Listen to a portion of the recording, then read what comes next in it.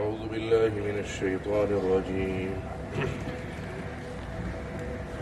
بسم الله الرحمن الرحيم.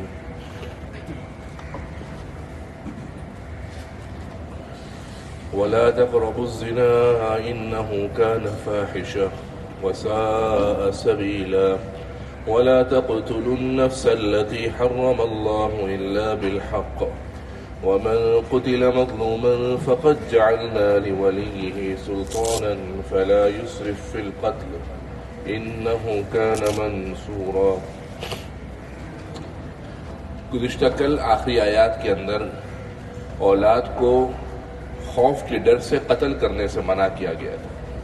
لہذا مروجہ دنیا کا معاشرتی اور مملکتی نظام جو کہتا ہے کہ بچے دو ہی اچھے اور فیملی پلاننگ اور عورت کا اپنی نسبندی کروانا، یہ ساری چیزیں اس آیت کی روح سے ناجائز ہیں اور حرام اس آیت کی روح سے، کیونکہ یہ سب چیزیں خوف اسی بات کا ہے کہ بچہ کھائے گا کہاں سے، اس کو رزق کیسے ملے گا. اللہ نے صاف اس کی تردید فرمائی اور کہا ہم تمہیں بھی رزق دے رہے ہیں اور ان کو بھی دے رہے ہیں، اور ساتھ ہی فرمایا کہ اگر تم اس قسم کا کام کرتے ہو، یعنی عورت کا جیسے آج کل مشہور ہے، یہ جو عورتوں کی ڈاکٹر ہوتی ہے بڑی تیز ہوتی ہے. جب عورت 4 بچے 5 بچے پیدا کر لیتی ہے تو ڈاکٹر اس کے کان میں کہہ دیتی ہے اب بس بہت ہو گیا. تو بیچاری ماں بھی سمجھتی ہے کہ واقعتاً بہت بڑا کام ہو گیا، اب اس کے بعد اس قسم کا کام نہیں ہوتا. تو پھر وہ مسئلہ عورت پوچھتی ہے کہ اب مفتی صاحب کیا نسبندی کرا سکتے ہیں، یعنی کبھی حمل ٹھہرے ہی نہیں، اس قسم کا کام کرا سکتے ہیں. ہم کہتے ہیں بھائی جائز تو نہیں ہے اس قسم کا کام کرانا. کیوں جائز نہیں ہے؟ جائز اس لیے نہیں ہے کہ جسم آپ کا ہے نہیں. آپ سمجھ رہے ہیں جسم 6 فٹ کا 5 فٹ کا آپ کا اپنا ذاتی ملکیت ہے، در حقیقت یہ آپ کا نہیں ہے. یہ تو آپ کو استعمال کرنے کے لیے دیا ہے. اس کے اندر آپ چیر پھاڑ کرنا، اس میں اونچ نیچ کرنا، قطع برید کرنا، یہ ساری چیزیں آپ نہیں کر سکتے. ہاں دوسرے جو احتیاطی تدبیر ہے وہ اختیار کر سکتے ہیں. لہذا اس آیت کی روح سے یہ تمام چیزیں حرام ہیں. اگلی آیت کے اندر اللہ جل شانہ فرما رہے ہیں کہ زنا کے قریب مت جانا، اور ساتھ ہی اس کی 2 وجوہات بتائی. نمبر 1 انہو کان فاحشہ، بڑا گندا فعل ہے، بہت بری بات ہے. فاحشہ اس گناہ کو کہتے ہیں کہ جس کا گناہ ہونا شریعتوں کے اندر مسلم ہو. حضرت آدم علیہ السلام سے لے کر جناب محمد رسول اللہ صلی اللہ علیہ وسلم خاتم النبیین تک تمام شریعتوں کے اندر اس فعل کو قبیح اور شنیع مانا گیا ہے. لہذا اس ایسے فعل کو کہ جو عام فطرت سلیمہ والا شخص پسند نہیں کرتا تو یہ فعل فاحشہ ہے. وساء سبیلا، اور رستہ بھی بہت بڑا ہے، بہت برا رستہ ہے، بہت بری راہ ہے کہ اس سے جو بچہ پیدا ہوگا وہ ولد الزنا ہوگا، معاشرے کے اندر ناسور پھیلے گا، معاشرے کے اندر اس کا نسب قائم نہیں ہوگا، لوگ اس کو بری نظر سے دیکھیں گے، اس کو اپنے کسی معاملات میں آگے نہیں کریں گے، وہ بچہ آگے جا کر احساس کمتری کا شکار ہوگا. لہذا ایسے فعل سے منع کیا گیا. لیکن زنا کا ایک تو باقاعدہ فعل ہے، اور بخاری شریف اور مسلم شریف اور ابو داود کے اندر حدیث ہے کہ آپ صلی اللہ علیہ وسلم نے فرمایا کہ جب کوئی بندہ زنا کرتا ہے مومن تو وہ مسلمان نہیں رہتا. لا یزنی الزانی حین یزنی وہو مومن، زنا کرنے والا زنا کے وقت مومن نہیں رہتا. اس کا مطلب یہ ہے کہ وقتی طور پر خوف خدا جب زانی کی زندگی سے نکل جاتا ہے تو وہ ایسے قبیح فعل کے اوپر آمادہ ہو جاتا ہے. اسی طریقے سے بخاری اور مسلم کی حدیث ہے، یہ ضروری نہیں ہے کہ زنا کا تعلق مکمل پورا کرنے سے ہی ہو، بلکہ فرمایا زنا العین النظر، آنکھیں بھی زنا کرتی ہیں. العینان تزنیان، العینان تزنیان، یہ 2 آنکھیں بھی زنا کرتی ہیں. وزن العینین النظر، ان آنکھوں کا زنا کرنا کیا ہے؟ بدنگاہی کرنا. عورت کا اپنے غیر محرم کو دیکھنا بدنگاہی ہے، مرد کا غیر محرم کو دیکھنا بدنگاہی ہے. اب دیکھیں قرآن کے اندر کہیں آ رہا ہے کہ کس غیر محرم یا کس غیر محرم نہیں. قرآن نے تو صاف کہا ہے نا. نیوز اینکر کو خبر پڑھتے ہوئے آپ موبائل پر خبریں سن رہے ہیں، ہیڈ لائن عورت آ رہی ہے سامنے، میں کہتا ہوں بھائی یہ جائز نہیں ہے دیکھنا، تو کہتے ہیں یار مفتی صاحب مطلب ہیڈ لائن تو خبریں بھی نہ سنیں، میں تو بھی خبریں سنوں. لیکن جب آپ موبائل کے اوپر یہ چیز دیکھ رہے ہو تو آپ کی نظر پڑ رہی ہے ایک عورت کے اوپر، اور اگر عورت دیکھ رہی ہے تو نظر پڑ رہی ہے بعض اوقات مرد کے اوپر. یہ کہاں سے جائز ہے؟ آپ صلی اللہ علیہ وسلم صاف فرما رہے تمہاری آنکھیں زنا کر رہی ہیں، اور ان کا زنا کرنا بدنگاہی ہے۔ قرآن نے صاف کہہ دیا کہ اے نبی ایمان والوں سے کہہ دیجئے اپنی نگاہیں نیچی رکھیں، اور اے نبی ایمان والیوں سے کہہ دیجئے کہ اپنی نگاہیں نیچی رکھیں۔ اور اس زمانے کے اندر جن کو کہا گیا نگاہیں نیچی رکھنے کا، وہ خود صحابہ تھے نا بھائی، خود صحابیات تھے جو امت کی مقدس ہستیاں تھیں، آپ صلی اللہ علیہ وسلم کی لائب شریعت کی مقدس سپوت تھے، کہ جو اس قسم کے قبیح فعل سے اعراض کرتے تھے۔ حضرت فضل ابن عباس فرماتے ہیں، میں حضور کے ساتھ حج کے سفر میں جا رہا تھا، تو اچانک میری نظر کسی عورت کے اوپر حج کے سفر میں تھا، پڑ گئی۔ چھوٹا بچہ تھا، بڑا نہیں تھا۔ فضل ابن عباس چھوٹے بچے رہے حج کے سفر میں، بولا آپ صلی اللہ علیہ وسلم نے مجھے ایسے کر دیا اور منع فرمایا، بدنگاہی ہو رہی ہے، گناہ کا کام ہو رہا ہے۔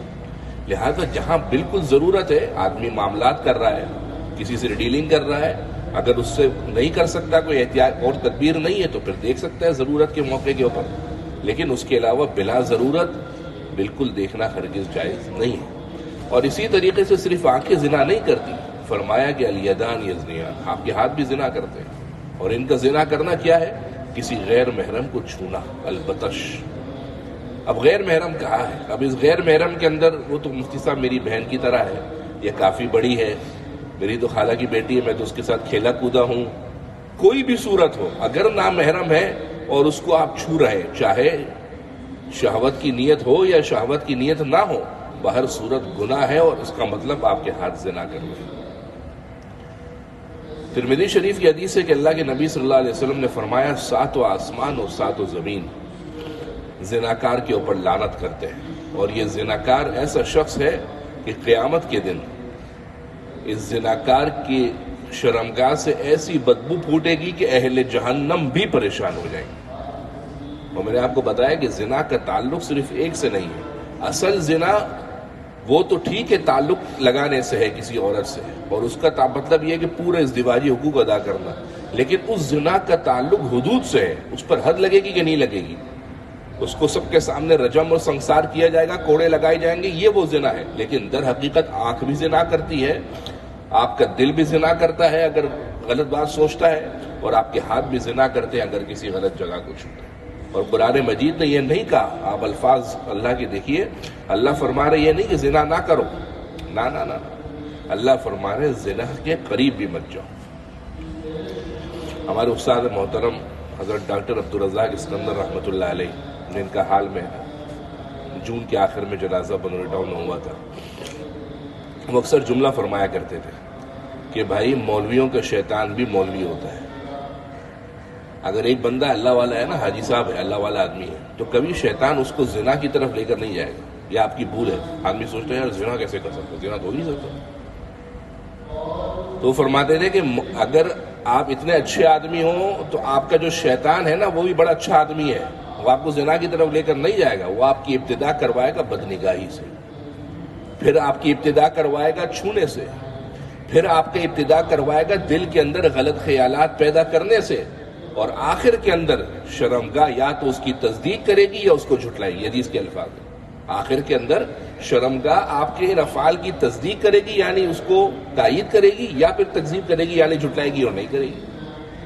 تو کوئی بندہ یہ نہ سمجھے کہ یار میں زنا نہیں کر رہا، نہیں، قرآن دیکھے کہہ رہا ہے کہ زنا کے قریب بھی مت جاؤ، یعنی وہ چیزیں جو دواعی زنا ہے، زنا کی طرف لے کر جانے والی ہے، چاہے وہ بدنگاہی ہے، چاہے وہ کسی کی طرف نظر کرنا ہے، کسی کی ماں بہن بیٹی بیوی کو غلط نگاہ سے یا کسی بھی نامحرم کو دیکھنا ہے، یہ سب چیزیں دواعی ہے زنا، یعنی زنا کی طرف بلانے والی چیزوں میں سے ہے، اور اللہ فرما رہے ہیں وَلَا تَقْرَبُوا الزِّنَا، کہ زنا کے قریب بھی نہ جاؤ۔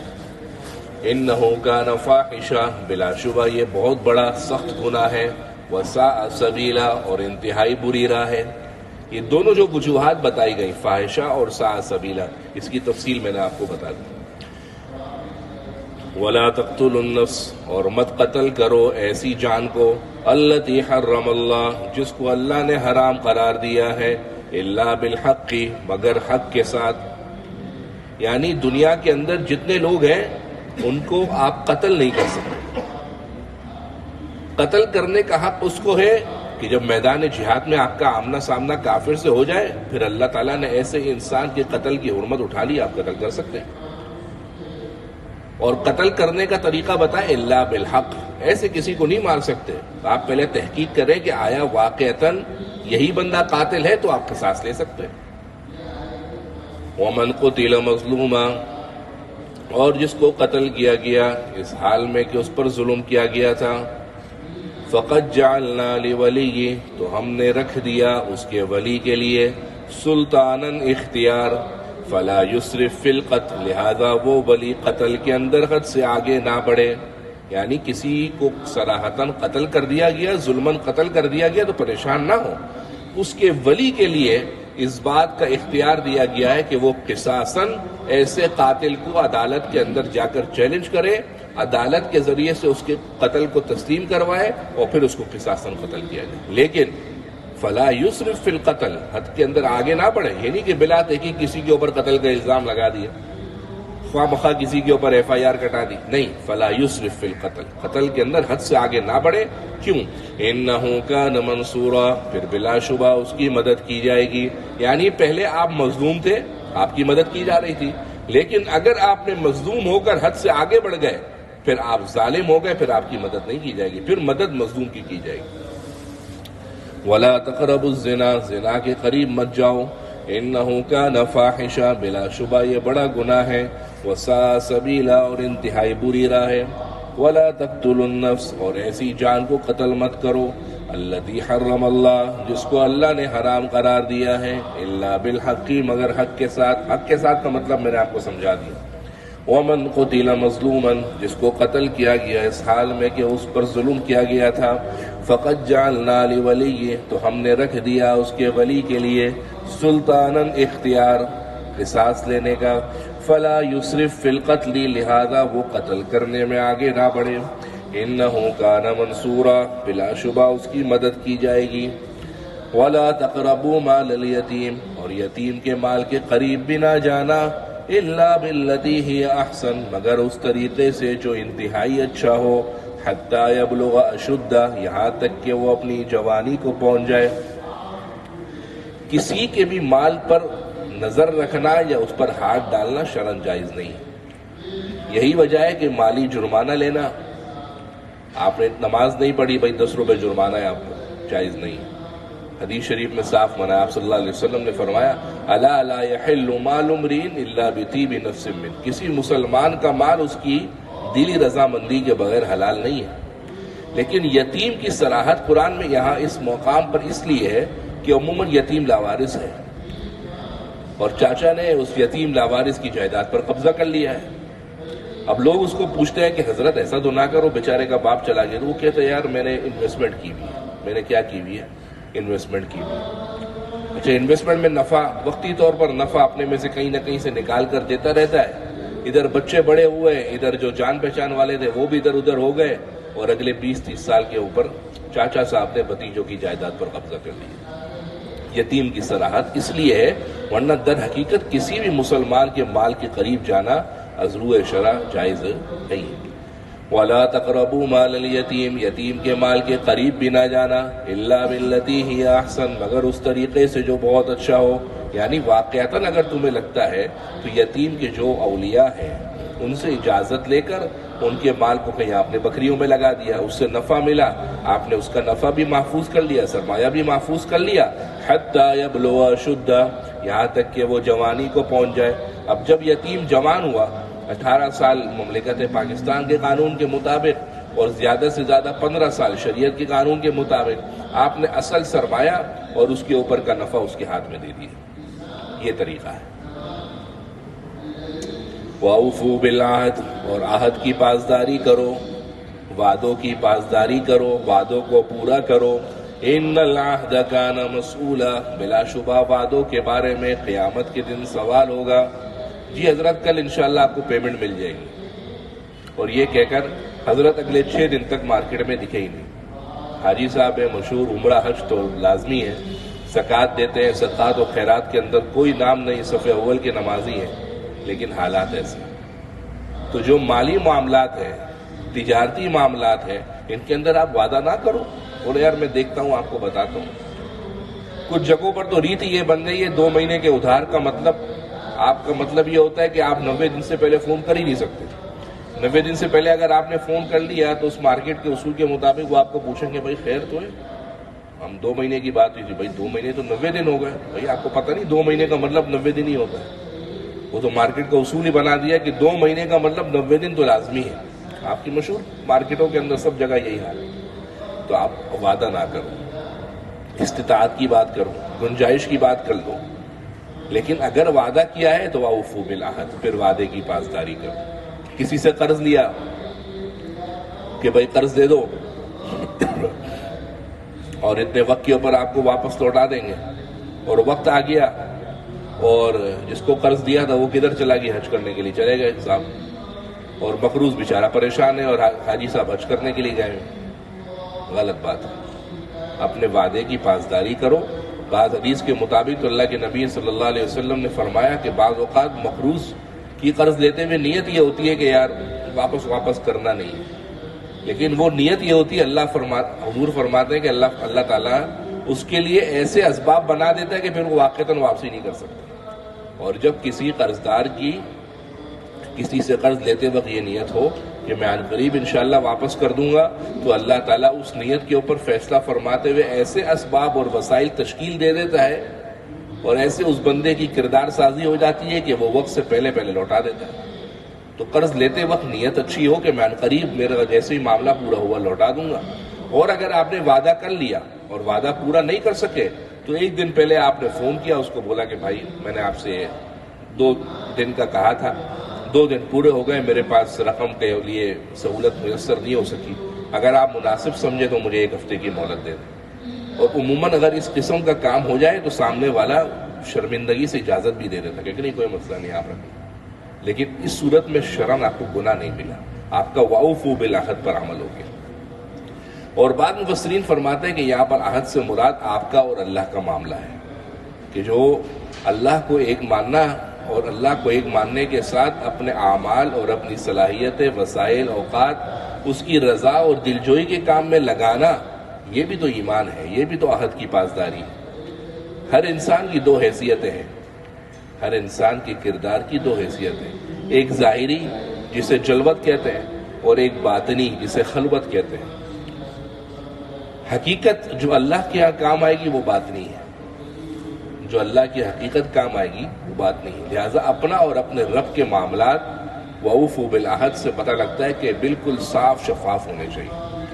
ایک صاحب کسی سے کہنے لگے کہ یار آپ کے ساتھ ماشاءاللہ یوں بڑا اچھا ہو جاتا ہے کسی بات پر. سامنے والے نے جواب دیا کہ میرے مخلوق سے معاملات اس لیے اچھے ہیں کہ میں اللہ سے اپنے معاملات صاف رکھتا ہوں.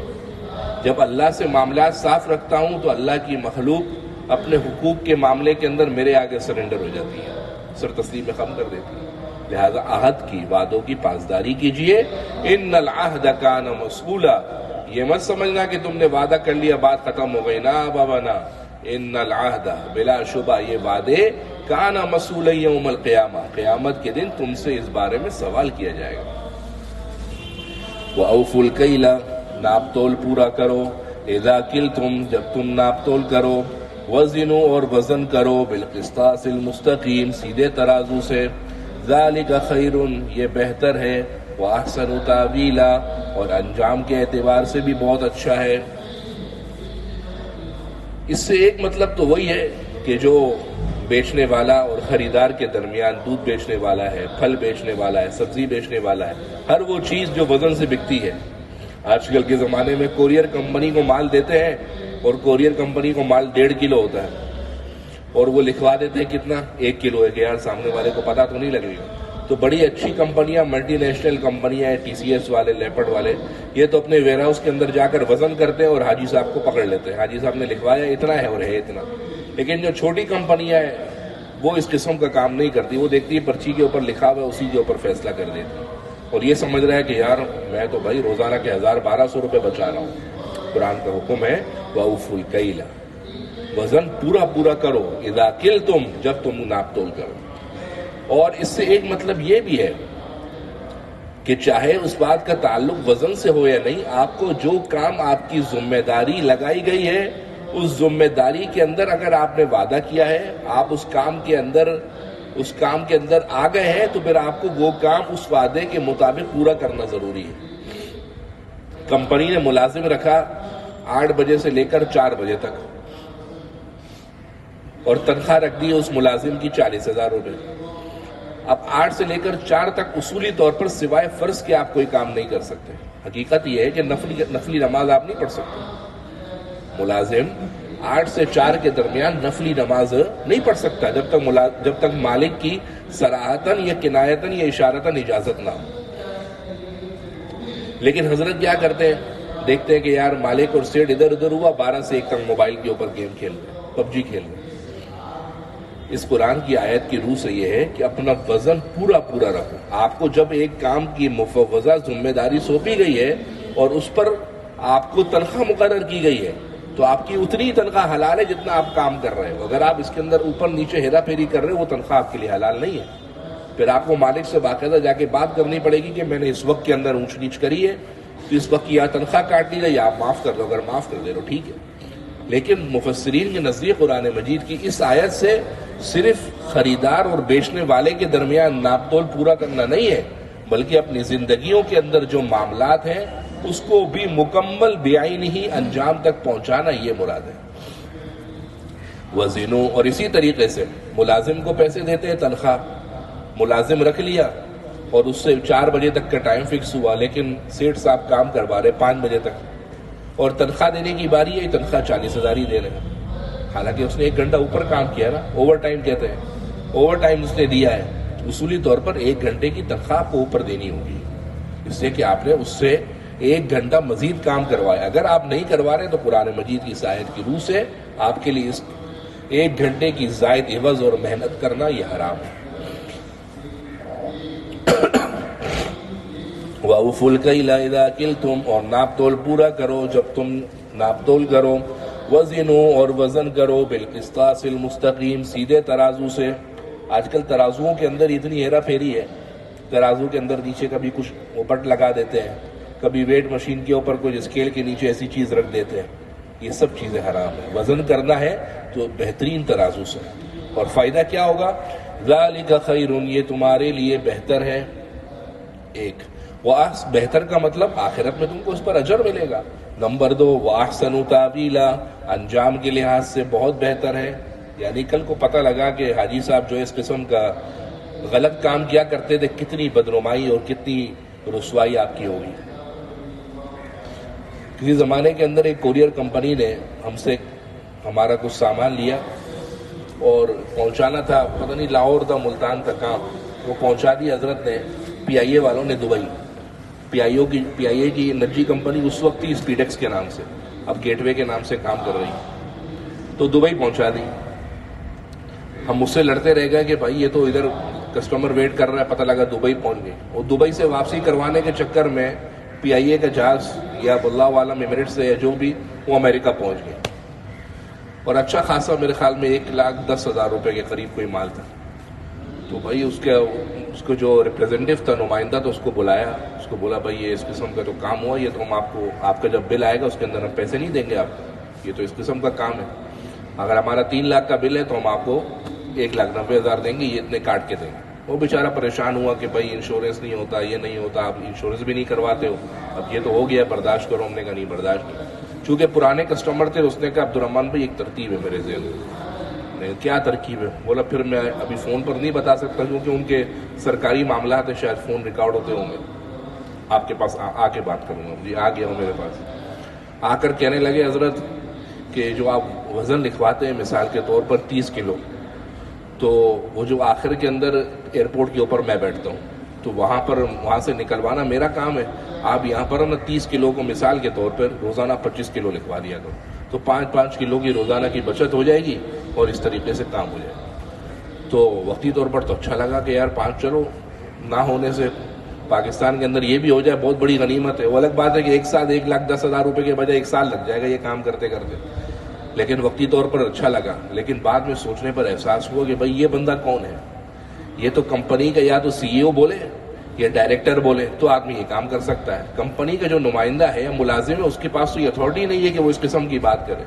تو اس سے معذرت کی گئی کہ بھائی ہم یہ گناہ والا کام نہیں کریں گے، ہم آپ کے پیسے کاٹیں گے ایک ساتھ. تو یہ چونکہ اس کو لوگ دین سمجھتے ہی نہیں ہیں، وہ سمجھتے ہیں دین بس یہی ہے کہ ادھر نماز پڑھو، روزہ رکھو، زکوٰۃ دو، بس یہی دین ہے. نہیں یار، آپ کو قرآن مجید کی 15 آیتیں تورات کے پورے قوانین اور اصول کے اوپر مبنی ہے. اس میں اللہ تعالیٰ نے پوری زندگی کا نظام رکھ دیا ہے کہ اپنے معاملات درست کریں.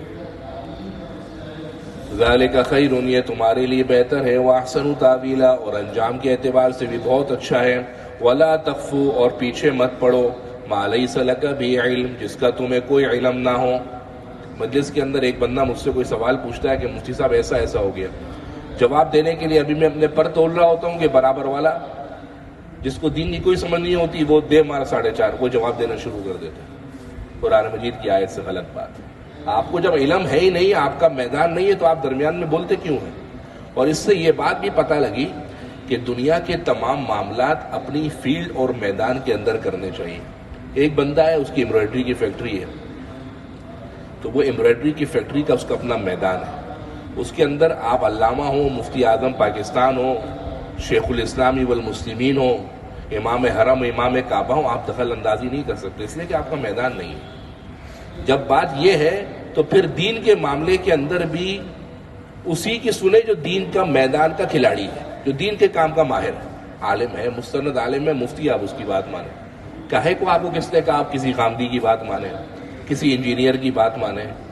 اس بندے کی بات مانیں جو اس دین کا پرانا آدمی ہو، اس میدان کا کھلاڑی ہو، اس فیلڈ کے اندر مہارت اور پوری صلاحیت رکھتا ہو. ڈاکٹر اچھا سا بہترین چاہیے کہ دوائی پئیں اور حل ہو جائے، شفا ہو جائے. انجینئر اچھا چاہیے، کاروباری پر سرمایہ بہترین چاہیے. لیکن دین کے معاملے کے اندر ہر راہ چلتے بندے سے پوچھ لیتے ہیں کہ بھائی ایسا کرنا صحیح ہے. غلط بات ہے. آپ اس سے سامنے سے کہہ دیں کہ بھائی یہ میرا میدان نہیں ہے، واللہ اعلم. امام مالک رحمۃ اللہ علیہ فرماتے، ایک بزرگ فرماتے، میں امام مالک کی مجلس میں بیٹھا تھا. امام مالک کی اس مجلس میں شاگردوں نے 50 سوال کیے اور 50 میں سے 49 کے جواب میں امام مالک نے فرمایا لا ادری، مجھے نہیں پتا. بولے بزرگ فرماتے امام مالک کے پاس گیا، میں نے کہا حضرت آپ تو مدینہ کے سب سے بڑے عالم ہیں اور آپ نے 49 کے جواب میں تو لا ادری کہہ دیا کہ نہیں پتا. تو کہنے لگے لا ادری آدھا علم ہے، کیونکہ اگر میں نے کوئی بات کہہ دی قیامت کے دن پوچھا جائے گا. آگے آیت آ رہی ہے کہ پوچھا جائے گا تم سے اس بارے میں. لہذا جب آپ کو کسی میدان کا پتہ نہ ہو، کسی کام کی تحقیق نہ ہو، اس میں نہ پڑھو. اور جس کام کے اندر تحقیق ہو اور لوگ آپ سے پوچھیں پھر آپ اس پر جواب دو.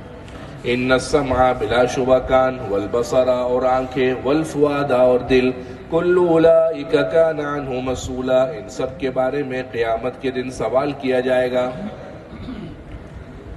ولا تخفو، اور پیچھے مت پڑو، ما لیس لک بہ علم، جس کا آپ کو علم نہ ہو. ان السمع بلا شبہ کان، والبصر آنکھیں. کان کیا سنتا تھا؟ گانے سنتا تھا.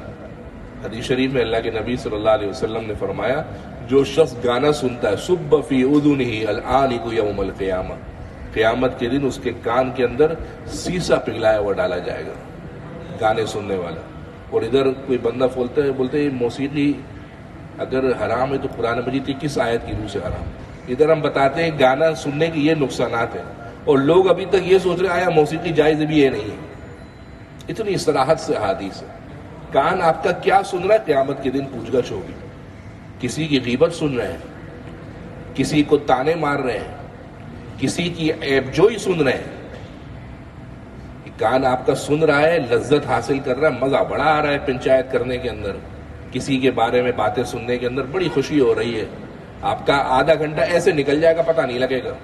نماز اگر 5 سے 6 منٹ کی ہو جائے نا تو نماز پڑھنے کے بعد ایسے دیکھتے ہیں یار آج تو 6 منٹ کی نماز، آج ہم نے 1 منٹ اوپر پڑھ لی.